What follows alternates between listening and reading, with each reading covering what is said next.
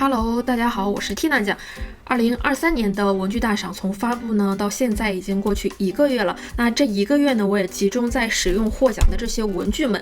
今天呢，就来跟大家分享使用感受，以个人的使用感受和评价来说一说这些文具到底值不值得购入。希望呢给大家购买作为一个参考，毕竟这些文具都不是很便宜，还是需要理性购买的。那这些呢，就是我今天要跟大家分享的所有文具。大家一定要看到最后，因为这次呢有特别惊喜。那我们首先来说一下获得大奖的这支蘸墨笔。首先这支笔呢书写起来没有问题，相比贵妃 EF 尖太细容易划纸，那我感觉呢这个 F 尖呢就刚刚好。但说实话，我觉得这支笔对我来说使用的频率会非常少，因为呢需要不断的蘸墨，就不太适合日常的书写。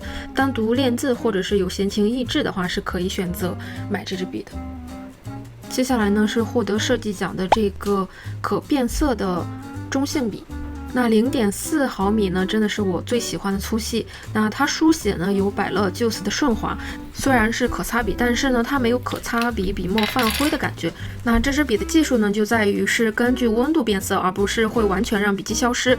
虽然每次擦的时候呢，我都想把笔记擦掉。那这支笔呢，擦之后颜色变得很浅。那用处呢，除了记录 to do list 之外呢，我还没有想出别的好的主意。但作为普通笔来说，也是完全可以的。这支笔呢，我还蛮喜欢的，想再入一些其他的颜色。这支笔有个问题，就是你每次擦的时候呢，你必须是拔下来笔盖然后擦。就是有很多可擦笔，它一般都会把橡皮设计在这个笔盖上，所以也有可能它是考虑到因为这个橡皮可能擦的几率比较小吧。但是我还是觉得橡皮设计在笔盖上是比较方便的。像这个无印的这个可擦笔呢，它就是设计在笔盖上，因为你每次用的时候都是会把笔盖扣在这个笔尾上嘛，所以就是接下来呢是获得功能奖的这个国誉的活页纸。上次呢我买错了，买的是这个，然后这次呢，所以呢现在这里有3本。那这款活页纸的大小呢有好几种，那格式呢一共有2种，一种呢是这个 A 挂，那 A 格式呢就是普通的这种横线，那 B 格式呢它是这种横线上带点的，就非常适合用来画图和做表格。这款活页纸呢，是因为有使用者呢对橡皮擦掉笔记后的痕迹比较介意，所开发的能够呢干净的把笔记擦掉，并且呢不会留下印记的。那我拿来无印良品普通的活页纸和这个进行比较使用，发现呢看出来痕迹还是很明显的。跟这个纸相比的话，这个确实是擦的感觉干净一点，然后这个笔记也浅一下，但是也是能看出来的。这个确实痕迹是浅的。那如果个人书写用力比较轻的话，我觉得应该可以达到无痕的效果。但是呢，这个纸真的很滑，有一种用铅笔写出圆珠笔的手感。那我个人的话，使用铅笔的话，我还是喜欢阻力大一点的，普通的活页纸就可以。如果不太介意纸太滑的话，是可以尝试一下用一下这个活页纸的。接下来呢是这款获得创意奖的牛奶色系的 brush 笔。那开箱呢我还挺喜欢的，但实际书写起来我非常不推荐。第一点呢是这个 brush 笔头非常软，它的书写力度呢比较难控制，对于写 brush 字体新手来说非常不适合，可能你写完就直接放弃了。那第二点呢，它的出墨不是很均匀，它不像墨水一样是液体状，这个感觉呢就像是乳液状，有一点护肤品乳液的感觉。那写出来的字呢也能看出来是有层东西覆盖在纸面上的，书写呢并不是很顺滑，所以这款笔呢我不会去买其他的颜色了。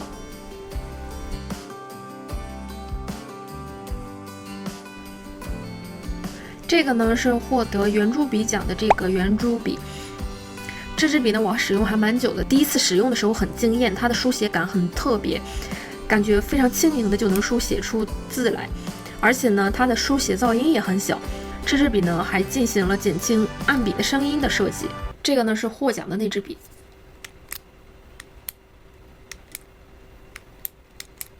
这个呢就是普通的笔，就是可以很明显的感觉这个声音确实减轻了。那这支笔的笔芯的容量呢也比以前提升了70%，而且呢它这个笔墨呢也不像其他的可擦笔，感觉笔墨的颜色不是很黑，这个呢明显就感觉更深一些。所以呢这支笔呢我感觉就是它在每一个细节上都进行了提升。但是呢，这个虽然是0.5的笔尖，但写出来有0.7的粗细的感觉，而且呢，笔墨干的明显慢一点，就比较容易蹭脏，而且擦的时候呢，就用这个笔尾擦的时候呢，就非常容易蹭的到处都是。所以呢，这支笔是我不可能再回购的一支笔了。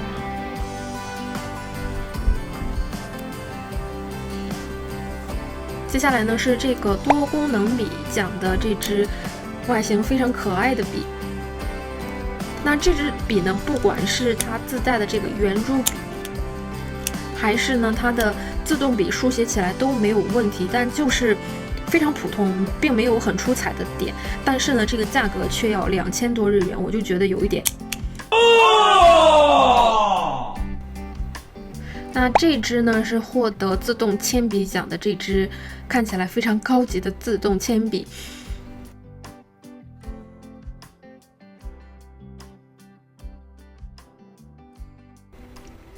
它呢书写起来很顺滑，而且呢它是自动出铅嘛，就使用起来很方便，就可以书写不间断。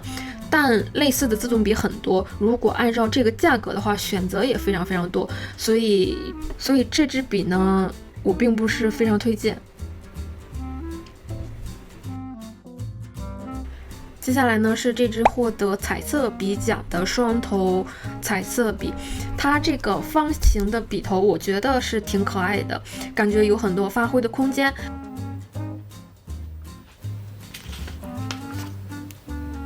那除此之外呢，它也是可以作为普通的双头笔来做标记来使用的。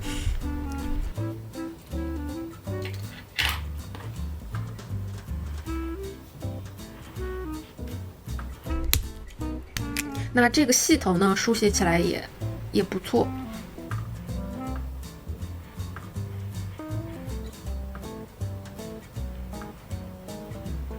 所以这支笔呢，我感觉我会再挑一些比较好看的其他颜色来使用。接下来呢，就是获得橡皮奖的这个修正带。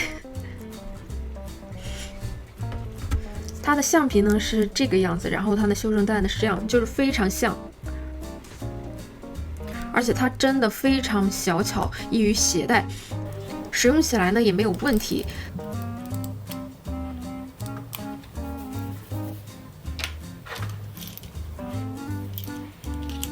我觉得如果你比较喜欢这个 Mono 橡皮的话，我觉得你可以买来使用。那顺便分享获得橡皮奖第2名的这个橡皮。它这个外形呢就非常可爱，非常长条，而且非常薄。它呢也有好几种颜色，它因为设计的比较细嘛，也确实能擦一些细节部分，但实际使用起来，我觉得擦的就很一般，而且呢它的橡皮屑特别细碎，就容易弄到到处都是，不好清洁，就是非常一般的橡皮。大家如果有使用过这个橡皮 Mono 橡皮的话，就会发现它们俩的使用感差别还是非常非常大的。那这个 Mono 橡皮呢，不愧是日本比较经典的橡皮。那接下来呢是获得这个便签奖的这个很可爱的便签。说实话，这个便签我还蛮喜欢的。首先呢，它真的非常小巧可爱，装在任何地方感觉都不太会占位置。那这个便签纸呢，就这个颜色也非常非常好看，而且呢，有了这个呢，就再也不会因为看书不想把书弄脏，但还想记笔记的纠结了。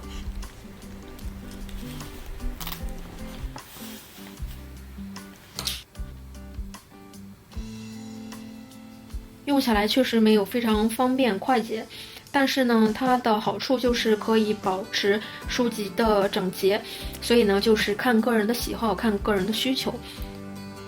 接下来呢是这个夹在纸张上的便签，它的种类呢有很多，有读书笔记、月计划，还有这种 to do list 的。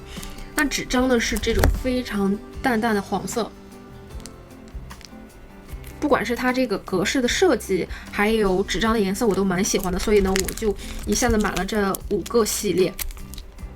这个呢就是记读书笔记用的，那这个呢也是，只不过这个是这样的，就这2款都是读书笔记的。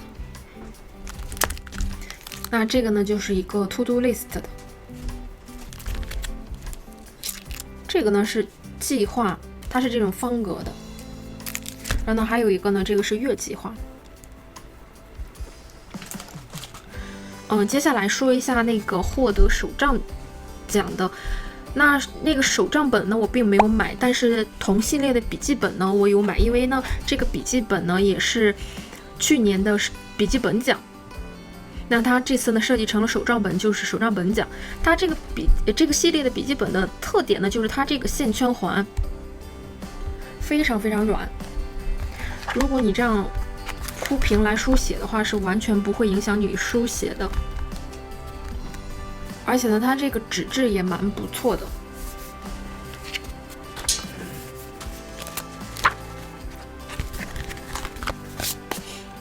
那接下来呢，这个小巧的双面胶呢，就是获得双面胶奖的。那顺便拿了一个这种比较普通的双面胶，一对比就会发现真的差别还蛮大的。这个双面胶呢，我还蛮喜欢的，而且呢，它是特别隐形的那种双面胶。那接下来呢，就来检验一下它是不是真的非常非常隐形。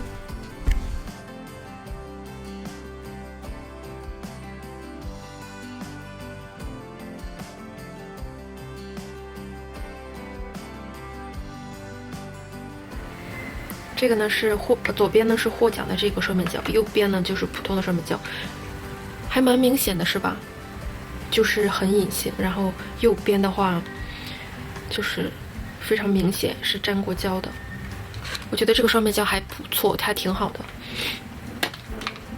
那这个呢是获得贴纸奖的这个古川纸工的这个贴纸，它呢是不二家女孩的这个贴纸。那贴纸呢，我觉得可爱就是王道，它只要做的可爱，我觉得大家肯定都会喜欢的。那这个呢，就是它的颜色，然后还有它这个画风都非常非常可爱。那它这个系列的种类还蛮多的，它的质量呢肯定也没得说。那我还买了一个这个便签信纸，也是同系列的。在你送礼物的时候呢，写几个感谢的话，然后放在这个信封里，放到礼物里，我就觉得还蛮好的。那它这个呢，就是带了5个信封，然后30个便签。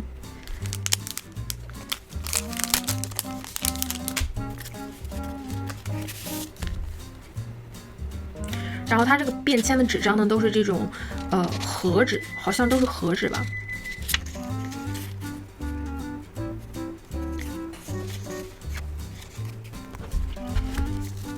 信封呢，就是这种非常普通的信封。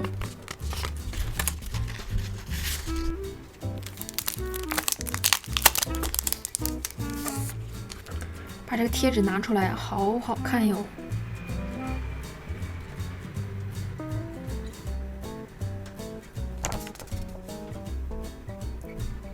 它的颜色都不是那种非常鲜艳的，就是有一点水彩的感觉。然后再配上这个小女孩，真的非常非常可爱。那再来说获得剪刀奖的这把剪刀。上次在开箱视频里也有给大家试验，它确实很好用，也很实用。那唯一的缺点呢，就是有点大。它一共呢有3个型号呢，我买的这个呢是001强力的，那它还有一个002号是比这个还要再长一点的。那003号呢就是比这个稍微小一点，但是呢它就是只能剪纸。所以呢，我觉得这个放在家里还是比较实用的。虽然这把剪刀不便宜，但是呢，我觉得这把剪刀如果真的好用，然后能用2、3年的话，我还是觉得非常值得入的这把剪刀。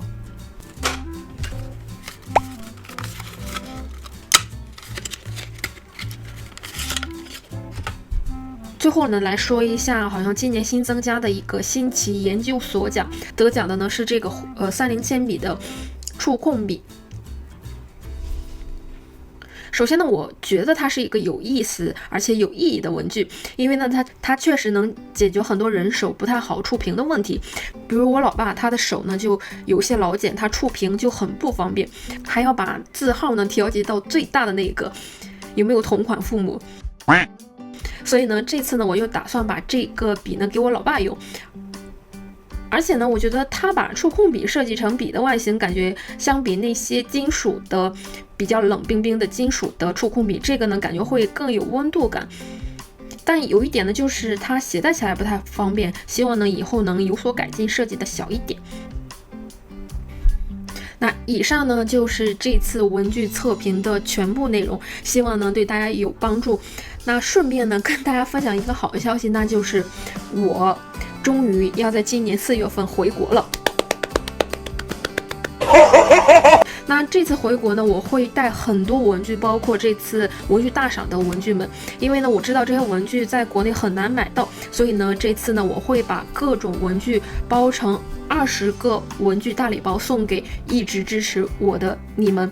那抽取方式呢就是这条视频的3连加留言，那我会从留言中抽取20个小可爱，几率还是非常非常大的。结果呢我会在4月中旬公布，非常非常期待大家的留言哟。那我们就下支视频再见，拜拜。